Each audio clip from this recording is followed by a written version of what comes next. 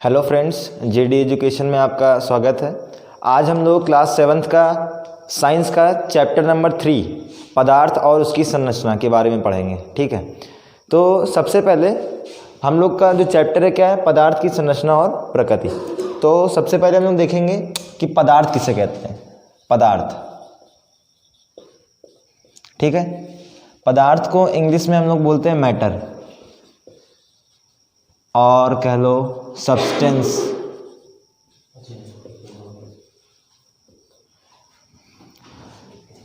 पदार्थ को हम लोग इंग्लिश में कहते हैं मैटर और सब्सटेंस। ठीक है, तो यहाँ पे हम कुछ पॉइंट्स लिखा रहे हैं कि ऐसी चीज को यहाँ पे लिख लो वस्तु, जो स्थान घेरती हो। दूसरा पॉइंट, जिसके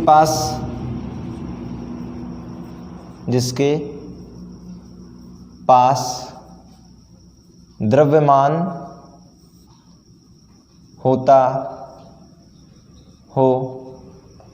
तीसरी चीज, जिनके पास आयतन या कह लो क्षेत्रफल। ठीक है, और चौथी चीज भार, और बहुत सी चीज़ें जैसे घनत्व आदि। तो पदार्थ को हम लोग कहते हैं मैटर और सब्सटेंस। तो हम लोग उस चीज़ को पदार्थ बोलते हैं जो स्थान घेरती हो, जिनके पास कुछ द्रव्यमान होता हो। ठीक है, और तीसरी चीज़, जिनके पास आयतन या कह लो क्षेत्रफल होता हो। आयतन और क्षेत्रफल का मतलब क्या होता है? घेरा गया स्थान। क्या? घेरा गया स्थान। तो हमने जो यहाँ पे बात लिखी है, जो स्थान घेरती है, उसका मतलब यही है कि आयतन और क्षेत्रफल, या कह लो जिसके पास भार होता हो, ठीक है, या घनत्व होता हो। ठीक, अपनी आगे आने वाली वीडियो में हम भार और घनत्व के बारे में बातें करेंगे। बस साधारण सी बात यहाँ पे ये है कि पदार्थ हम लोग मतलब किस चीज़ को पदार्थ कहेंगे? जो स्थान घेरती हो, जिनके पास द्रव्यमान होता हो, ठीक है, और भार होता हो, घनत्व होता हो आदि। ठीक, अगर हम लोग इसके उदाहरण लिखें तो जैसे उदाहरण में क्या क्या आ जाएंगे? उदाहरण में देखो, अपनी चारों तरफ की सारी चीज़ें, जैसे ये मार्कर देखो कुछ स्थान घेरता है कि नहीं?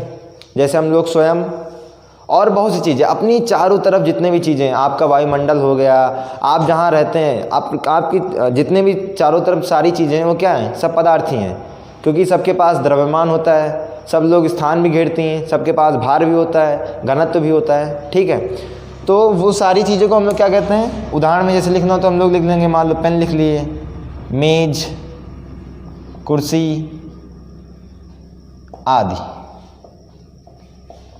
ठीक, अब ये तो हो गया पदार्थ के बारे में।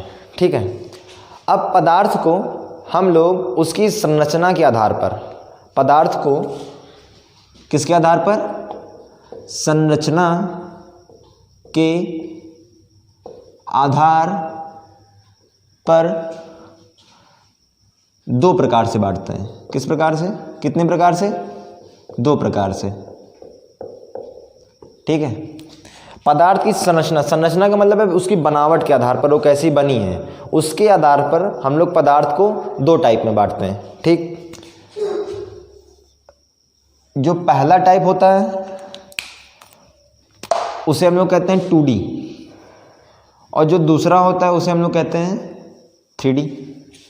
समझ गए? अब 2D का मतलब क्या होता है?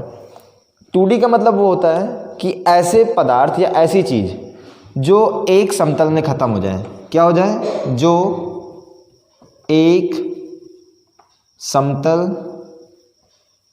में ख़त्म हो जाए। और 3D का मतलब है जो एक समतल में ना खत्म हो। तो हमने क्या बताया कि जो पदार्थ होते हैं, पदार्थ को उसकी बनावट या उसकी संरचना के आधार पर दो टाइप में बांटते हैं, एक 2D एक 3D। 2D किसे कहते हैं? ऐसे पदार्थ जो एक समतल में ही ख़त्म हो जाएं। जैसे ये आपका बोर्ड क्या है, ये बोर्ड आपका क्या एक समतल है। अगर इस बोर्ड में कोई चीज़ ख़त्म हो जाती है, मतलब इसी में बन जाती है, बाहर नहीं निकलती है, उसको हम लोग क्या कहेंगे? 2D। जैसे ध्यान से सुन, ये आपका है सर्किल, वृत्त। तो ये वृत्त हमको हम लोग किस में बनाए? इस समतल पे बनाए ना। इसी समतल में वृत्त बनकर ख़त्म हो गया, तो ये वृत्त क्या हुआ? 2D हुआ। जैसे एक और उदाहरण, आपका आयत। आयत भी क्या है? 2D है। क्यों 2D है? क्योंकि इसको भी हम लोगों ने किस पे बनाया? एक समतल पर बनाया, ठीक है। लेकिन 3D का मतलब क्या हुआ? जो एक समतल में ना ख़त्म हो। जैसे ये आपका मार्कर को अगर हम लोग इस समतल में रखेंगे तो इस समतल में ख़त्म हुआ? कहीं नहीं ख़त्म हुआ ना। इस समतल से कुछ भाग इसका बाहर निकला हुआ है, तो वो क्या है? ये मार्कर क्या है आपका? 3D। समझ गया ना। पदार्थ को उसकी संरचना के आधार पर दो प्रकार से बांटा जाता है, एक 2D और एक 3D। जो एक समतल में ख़त्म हो जाए उसे 2D, और जो एक समतल में न ख़त्म हो उसे 3D। अपने चारों तरफ आप खुद दे के बताइएगा कमेंट में कि सबसे ज़्यादा कौन से पदार्थ होते हैं, 2D कि 3D। ठीक, अब हम लोग बात करेंगे पदार्थ की अवस्थाओं के बारे में। चलिए अब हम लोग बात करते हैं पदार्थ की अवस्थाओं के बारे में, स्टेट्स ऑफ मैटर। तो सबसे पहली चीज़ है कि पदार्थ की अवस्थाओं का मतलब क्या है। पदार्थ की अवस्थाओं का मतलब ये है कि पदार्थ की कुछ स्टेजेस ना, अलग अलग टेम्परेचर पे, प्रेशर पे पदार्थ की कुछ अवस्थाएं। ठीक है, अभी समझ में आएगा। यहाँ पे पहले लिख लो, पदार्थ की अवस्था से आशय यह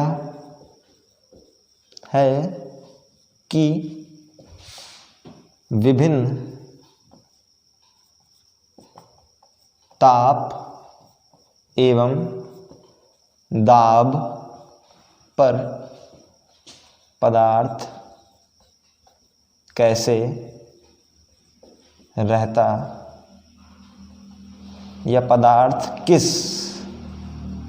स्थिति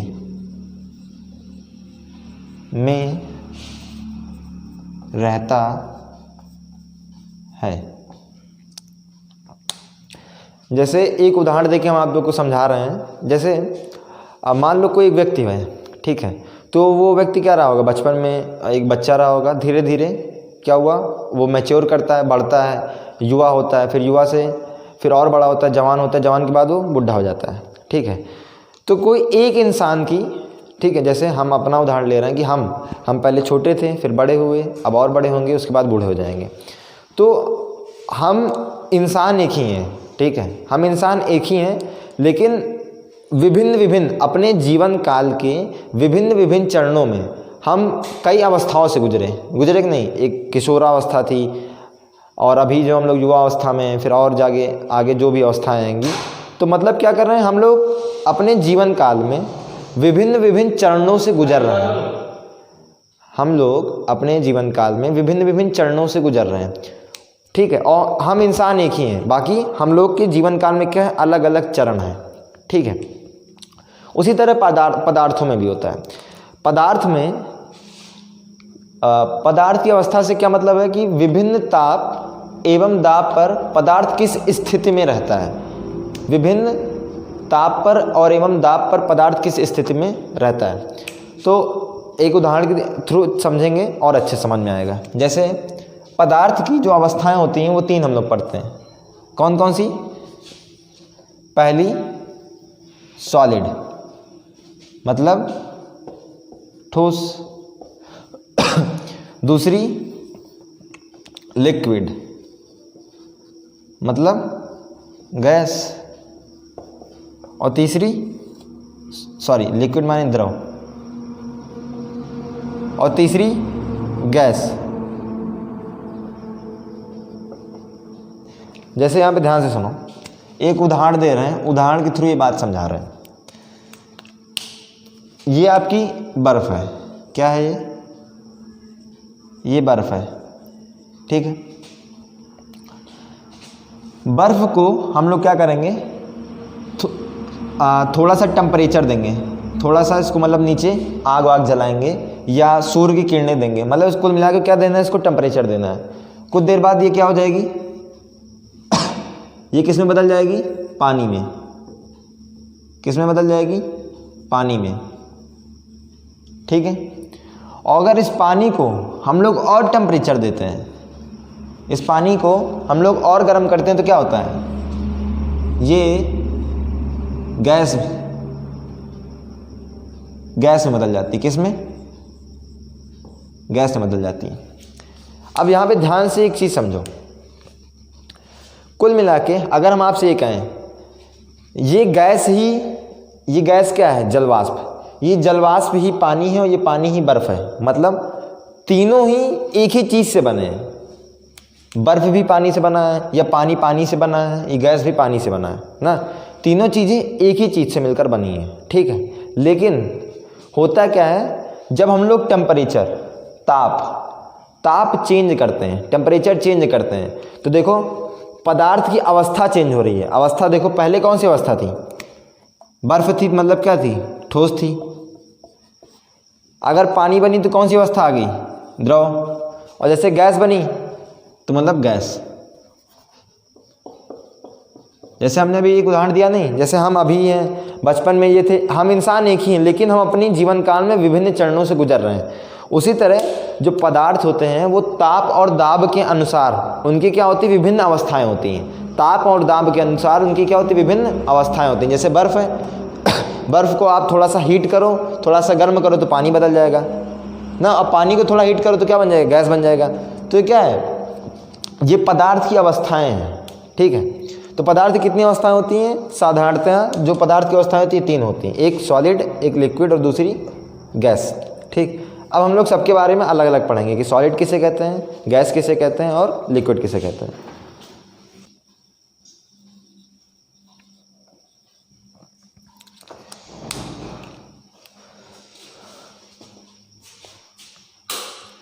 अब हम लोग पढ़ेंगे सॉलिड के बारे में, ठीक है। सॉलिड का मतलब क्या, ठोस। अब ठोसों के बारे में पढ़ेंगे, ठीक है। तो हम यहाँ पे पॉइंट लिखा रहे हैं। पहले चीज, ऐसी पदार्थ की वह अवस्था, पदार्थ की वह अवस्था, पदार्थ की वह अवस्था जिसका आयतन तथा आकार निश्चित होता है, निश्चित होता है, ठोस कहलाता है। अगला पॉइंट, जैसे उदाहरण, इसके उदाहरण लिख लेंगे हम लोग। उदाहरण जैसे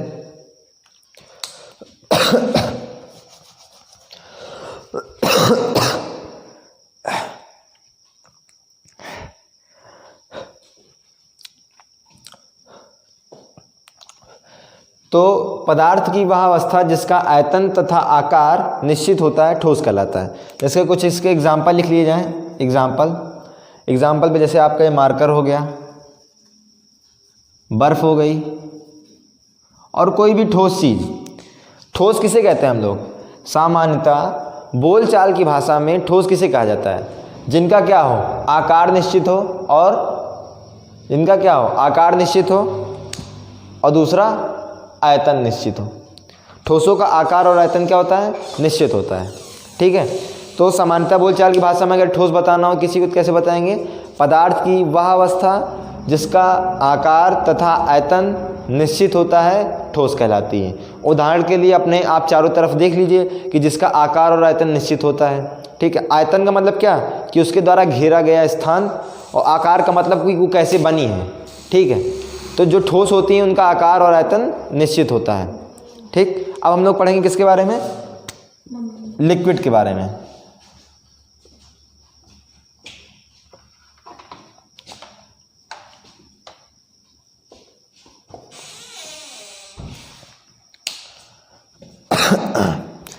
अब हम लोग पढ़ेंगे लिक्विड के बारे में। तो पहले इसकी परिभाषा लिख लीजिए। पदार्थ की वह अवस्था जिसका आकार अनिश्चित तथा आयतन निश्चित होता है, द्रव कहलाती है। द्रव कहलाती है। उदाहरण के लिए जैसे आपका पानी हो गया, तेल हो गया, दूध हो गया आदि। अब समझो, पदार्थ की वह अवस्था जिसका आकार अनिश्चित तथा आयतन निश्चित होता है। देखो इसको ध्यान से समझो। अगर आप लोग ध्यान से देखो, मान लो ये पानी है, ठीक है, हमारे पास दो बर्तन हैं, एक इस तरह का और एक इस तरह का। ठीक, हमने 1 लीटर पानी लिया। क्या लिया? 1 लीटर पानी। ठीक है, पानी को जब इस बर्तन में डालोगे तो ऐसे ऐसे घेर लेगी।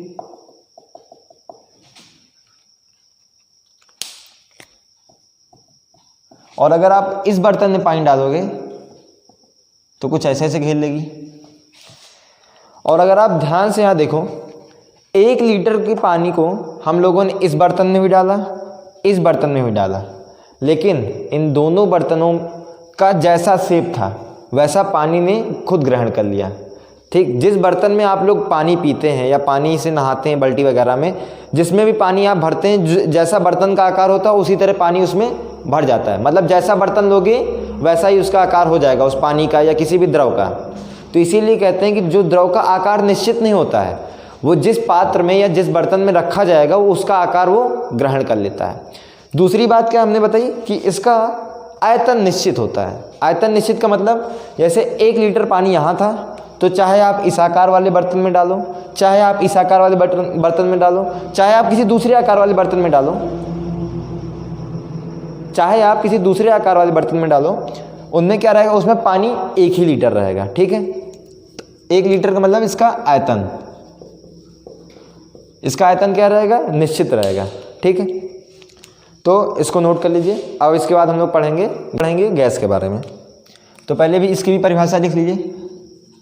पदार्थ की वह अवस्था जिसका आकार तथा आयतन दोनों अनिश्चित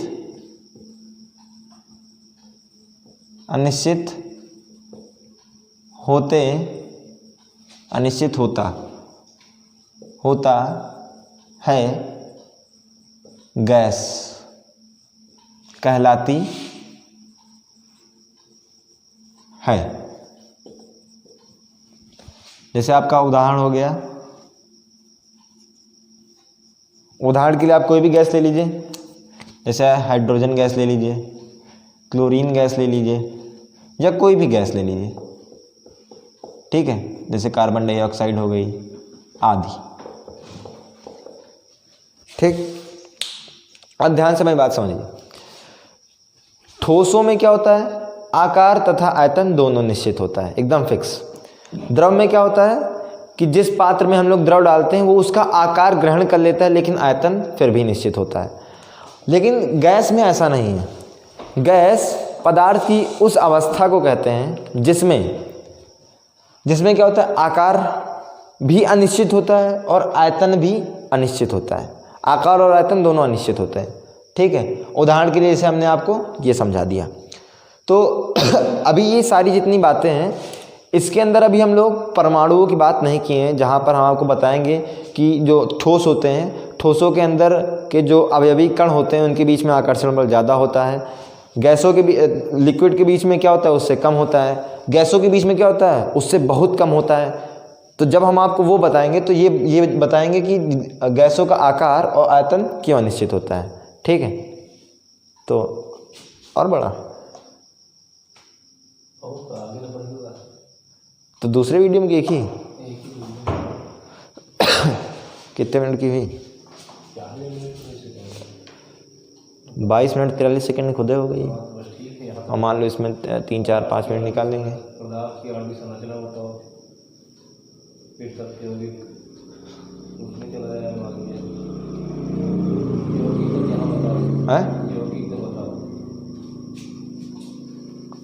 तत्व यौगिक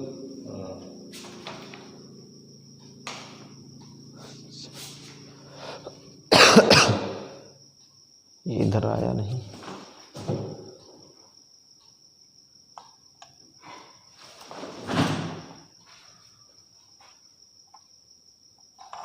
सही है, तुम उसको भी उधर ये कट गया ना, आकार कट गया था। आकार है तो थोड़ा बहुत सही है, बस ठीक।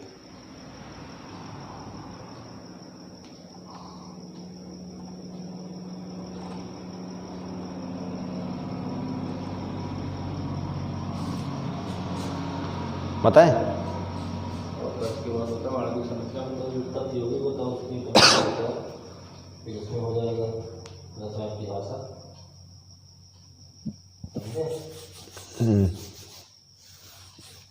कपड़ा ले लेते हैं,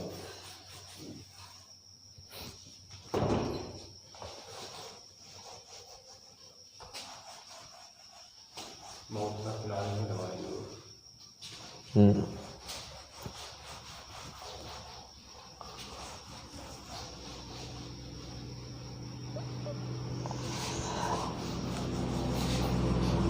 अरे यार जो लगा पढ़ाओ हाँ? नीचे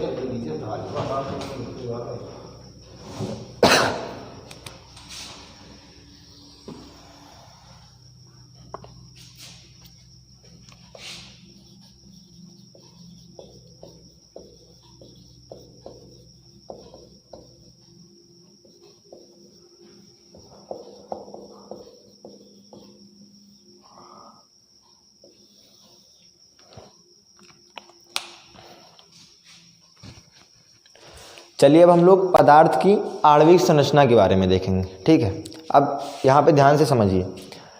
कोई भी पदार्थ है, कोई भी पदार्थ है, जैसे मान लो ये कोई पदार्थ है। ठीक, पदार्थ कुछ भी हो सकता है, जैसे ये पेन हो गई। तो मान लो कोई पदार्थ है। ठीक है, तो ये कोई भी पदार्थ होता है, दुनिया में कोई भी पदार्थ है, वो एकदम छोटे छोटे छोटे छोटे कणों से मिलकर बनता है। कोई भी पदार्थ है वो एकदम छोटे छोटे कणों से मिलकर बनता है। ठीक, क्या छोटे छोटे कणों से मिलकर बनता है। इस छोटे से कण को हम लोग परमाणु बोलते हैं। क्या बोलते हैं? परमाणु, इंग्लिश में एटम। ठीक, हमने क्या बताया कि कोई भी दुनिया का पदार्थ है वो एकदम छोटे छोटे कणों से मिलकर बनता है, जिसे हम लोग परमाणु बोलते हैं। ठीक है, और उसके बाद जब परमाणु, ये परमाणु क्या है आपका? परमाणु हमेशा याद रखो, पदार्थ का सबसे छोटा कण, किसी भी पदार्थ का जो एकदम सबसे छोटे छोटे कण होते हैं ना, उसे परमाणु बोलते हैं।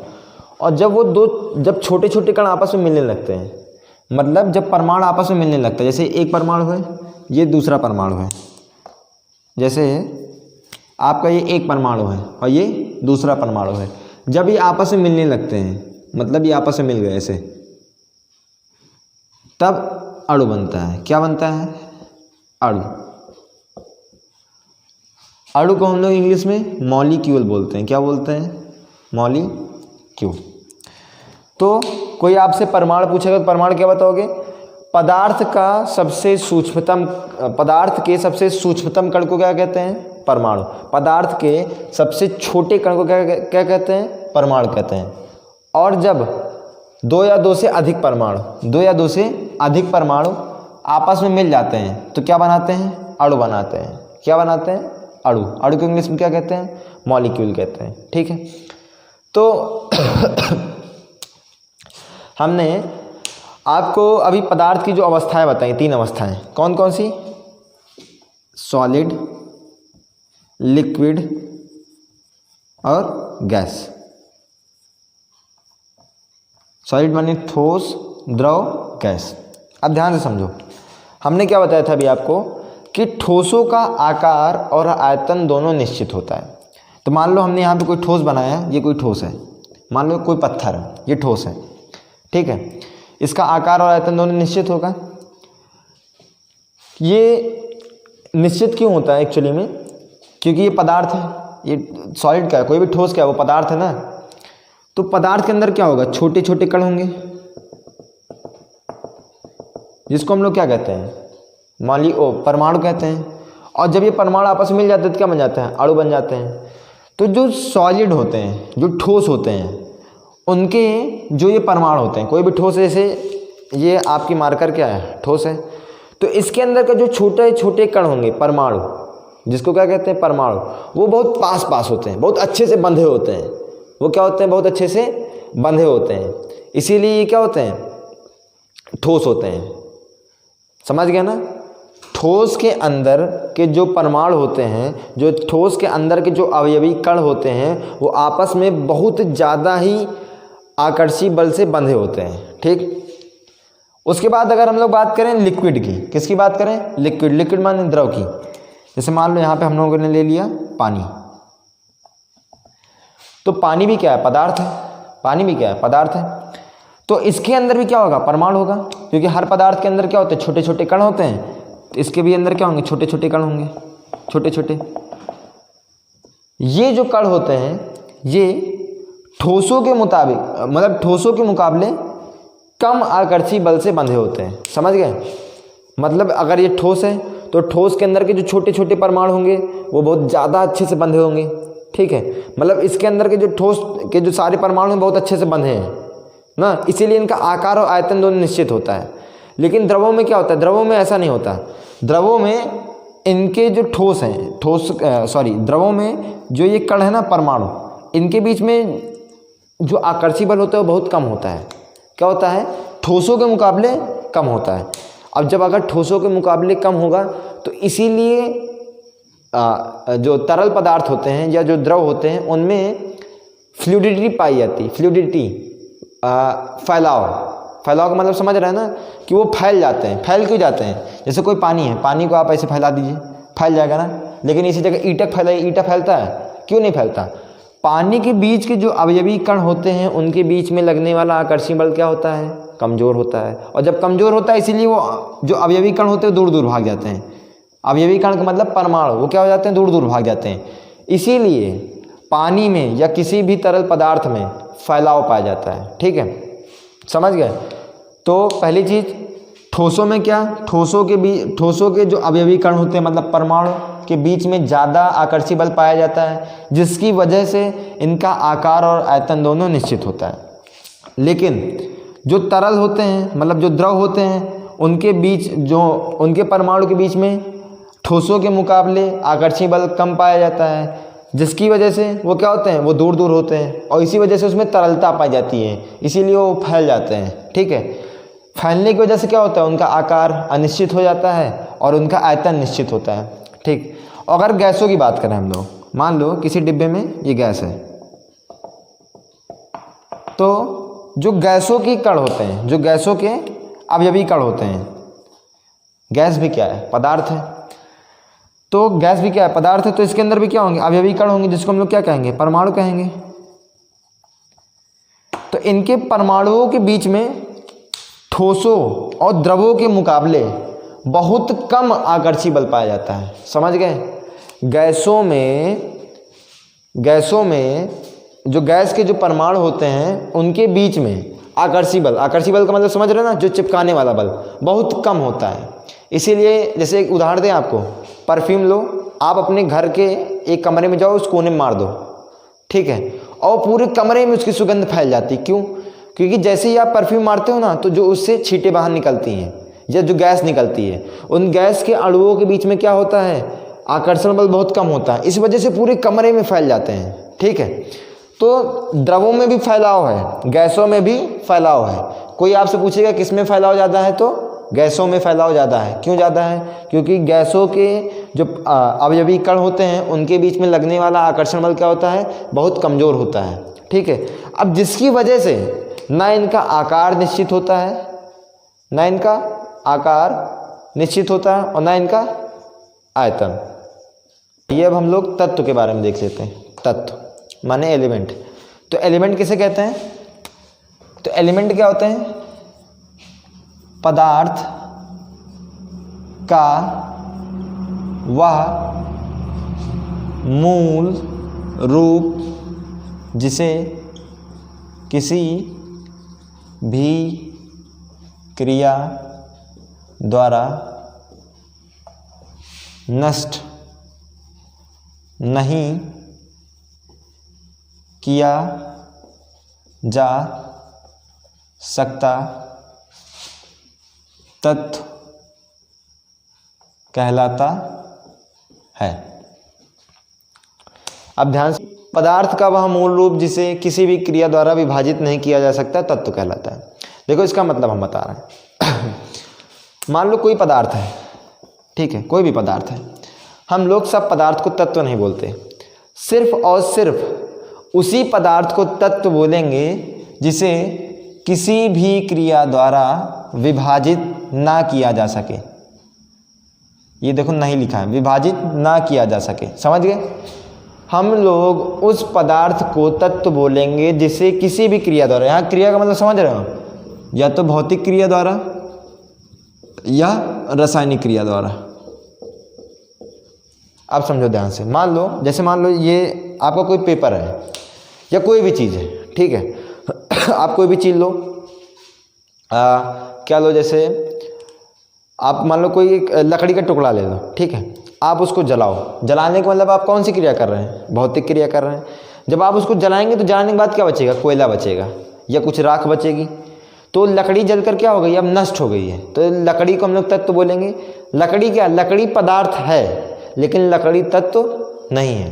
तत्व हम लोग उस पदार्थ को बोलते हैं जिसे किसी भी क्रिया द्वारा विभाजित नहीं किया जा सकता है।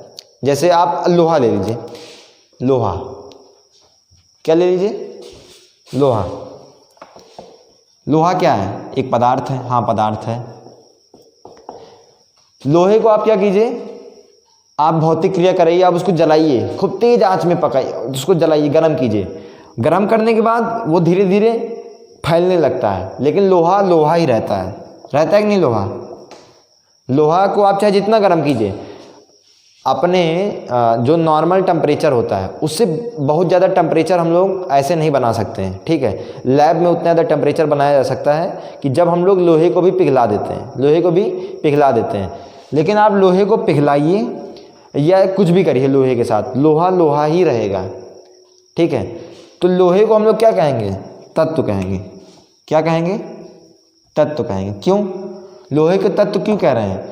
क्योंकि हम लोग सिर्फ उस पदार्थ को तत्व कहते हैं जिसे किसी भी क्रिया द्वारा विभाजित ना किया जा सके, किसी भी क्रिया द्वारा विभाजित ना किया जा सके। जैसे कोई आपसे हम पूछ रहे हैं, ये मार्कर तत्व है? नहीं है। ये पदार्थ है? हाँ, पदार्थ है। ये तत्व क्यों नहीं है? क्योंकि अगर इस मार्कर में आग लगा देंगे तो कुछ देर बाद क्या हो जाएगी? इसकी प्लास्टिक पिघल जाएगी, ठीक है, काला बन जाएगा, इसके अंदर कार्बन के बहुत सारे अवशेष आ जाएंगे, ठीक है। लेकिन इसी जगह पे अगर मान लो लोहे की रॉड होती तो लोहे की रॉड को हम खूब गर्म करते, उसको गर्म करके मान लो पिघला के पानी बना देते, लेकिन जब ठंडा होता तो फिर वो लोहा बन जाता, ठीक है। तो मतलब उसको हम लोग नष्ट नहीं कर पा रहे हैं कोई भी क्रिया करा के, तो लोहा क्या हो गया? अपना तत्व हो गया, ठीक है। इसके बाद हम लोग पढ़ते हैं यौगिक के बारे में। किसके बारे में? यौगिक। यौगिक का मतलब कंपाउंड।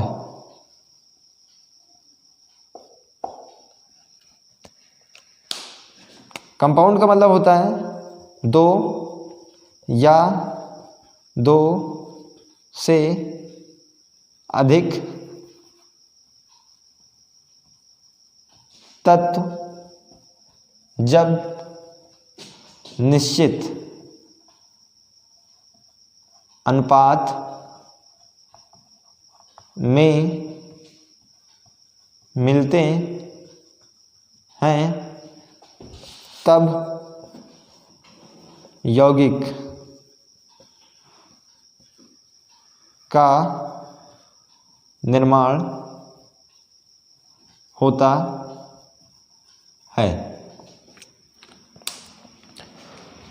दो या दो से अधिक तत्व जब निश्चित अनुपात में मिलते हैं तब यौगिक का निर्माण होता है। मतलब आप लोगों ने पानी का केमिकल रासायनिक सूत्र पढ़ा है, क्या होता है H2O। तब ध्यान से यहाँ पे देखिए H2O क्या है, एक यौगिक है।